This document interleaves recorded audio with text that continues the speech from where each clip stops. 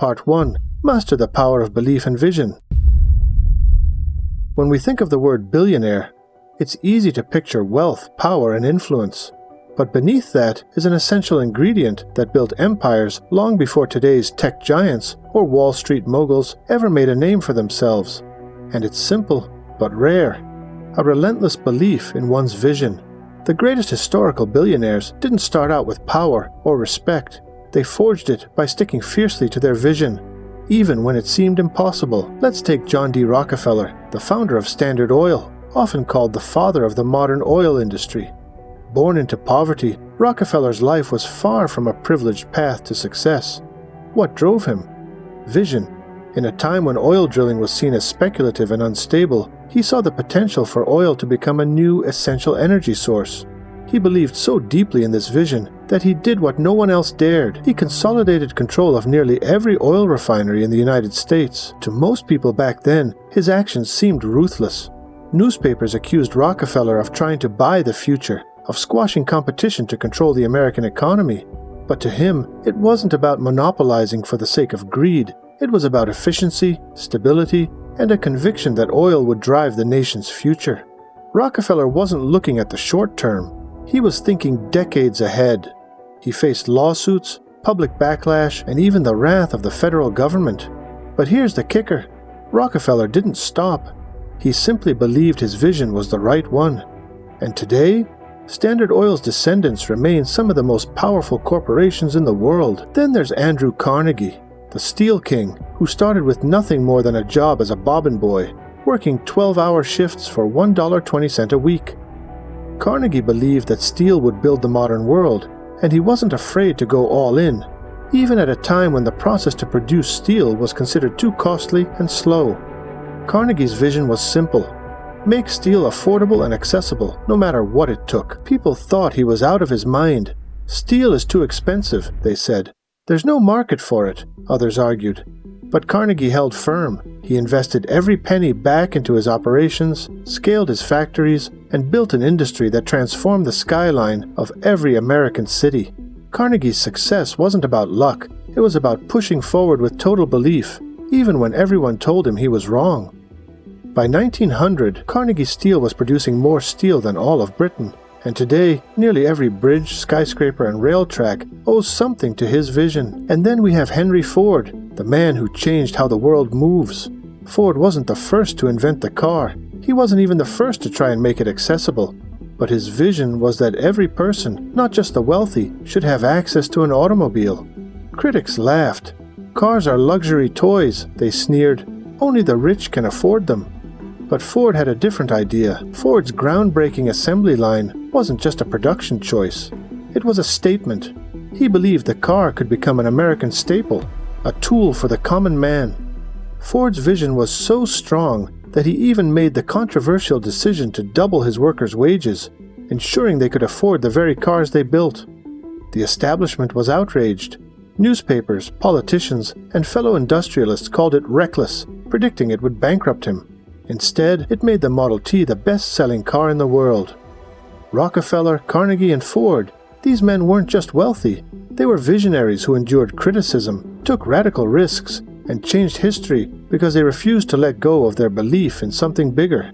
This isn't about ego.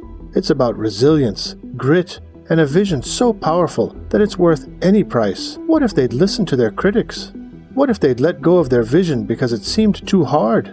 The buildings, the infrastructure, even the cars we drive today, all are proof that belief in a vision can transcend time, money, and criticism. So if there's one lesson from history's billionaires, it's this. A powerful vision is unstoppable, and the world bends for those who believe in theirs. Part 2. Prioritize time, purpose, and strategic focus. If there's one lesson that history's billionaires teach us, it's that time is more valuable than money. Money can be regained, rebuilt, and multiplied. But time? Once it's gone forever. The billionaires who shaped history understood this better than anyone, using every moment to create something greater than themselves. They understood that a life driven by purpose, paired with strategic focus, could accomplish the impossible. Take Cornelius Vanderbilt. Known as the Commodore, Vanderbilt started as a ferry operator in New York, gradually building a transportation empire. But Vanderbilt's vision extended beyond profits. He saw transportation as the key to uniting America. For him, every moment was dedicated to one purpose: expanding his reach and reshaping American travel. By the 1840s, Vanderbilt had dominated steamboats, and when he saw the future in railroads, he didn't waste time. He sold his steamboat interests and went all in, despite people saying he was foolish to abandon a profitable industry. Vanderbilt's focus was unparalleled. He'd work 16-hour days, not because he needed the money. By then, he was already one of the richest men in America. He did it because he was driven by something larger. He believed that railroads would bind the nation together, and he invested every waking moment toward that goal. His obsession with time wasn't just about efficiency, it was about using time to control his destiny. The result? He built the New York Central Railroad, which became the backbone of America's transportation network. Then we have Andrew Carnegie. For Carnegie, time was sacred. He had a rule: if a decision couldn't be made in 10 minutes, he moved on. Carnegie refused to let small matters drain his time and energy. His focus was always on the big picture, creating steel faster, cheaper, and in greater quantities than anyone thought possible. Carnegie didn't just want to make money, he wanted to make his mark. And that required strategic focus, not just in how he spent his money, but in how he spent his time. To this day, Carnegie is known as one of the most efficient businessmen in history. He invested his time in people, technologies, and processes that made steel production rapid and affordable. And in doing so, he turned Pittsburgh into the steel capital of the world. Carnegie's use of time wasn't just smart, it was revolutionary. By focusing every moment on what mattered, he built an empire that powered America's cities, bridges, and factories. And by the end of his life, he gave it all away, because his purpose wasn't to die rich, it was to uplift humanity. Then there's Henry Ford. Ford didn't just create a car, he created a system, a way of thinking. He saw that if he used his time efficiently, he could change the way society functioned. So, Ford pioneered the assembly line. This wasn't about speed for speed's sake, it was about purpose. Ford's goal was to make cars affordable for every American, and he saw time as the biggest hurdle. By streamlining production, he brought the price of the Model T from over $800 down to under $300, putting it within reach of the average American. Vanderbilt, Carnegie, Ford, these men lived by the clock. They didn't chase trends or distractions. They focused on what mattered most to them, whether it was connecting a nation, building a city, or transforming society. And here's the lesson: if your time isn't aligned with your purpose, you're just spinning your wheels. Every one of these men built legacies because they didn't just manage time, they mastered it, and they devoted it to a cause they believed in. The time these billionaires invested in purpose and focus didn't just make them wealthy, it redefined entire industries. They controlled their time because they understood it was their greatest asset. And today, their legacies stand as proof that strategic focus, aligned with a deep sense of purpose, can change the world. So here's your takeaway from history's wealthiest. Align every moment with your mission, because in the end, time is the only thing you can't get back. Part 3. Harness competition and resilience as catalysts for growth. If you're going to become a billionaire, one thing is certain: you'll face fierce competition, brutal setbacks, and constant pressure. But here's the thing: history's wealthiest didn't just survive these challenges, they welcomed them.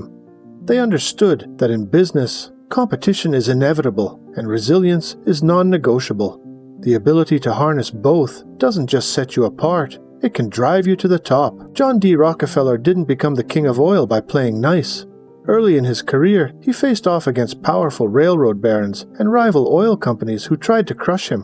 At the time, oil refining was chaotic, with competitors fighting over every barrel. But Rockefeller was different.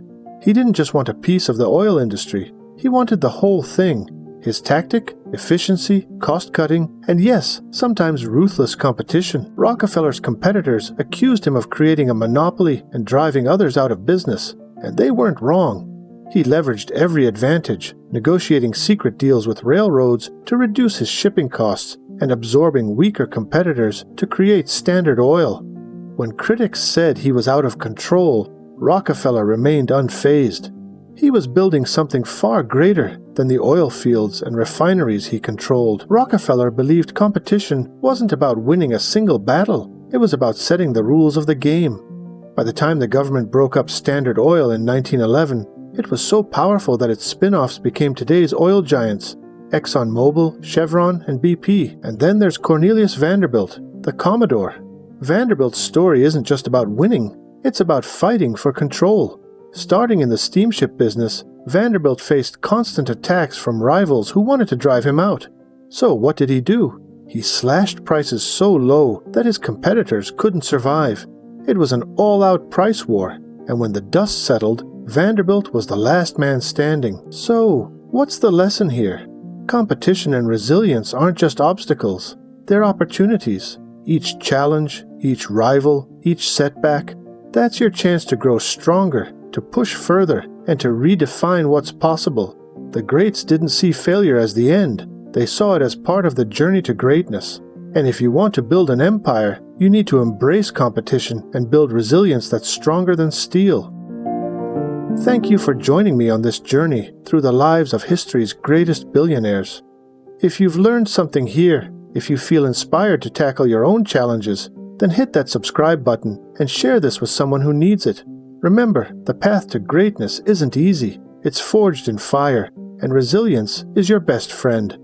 Until next time, keep pushing forward and keep building your legacy.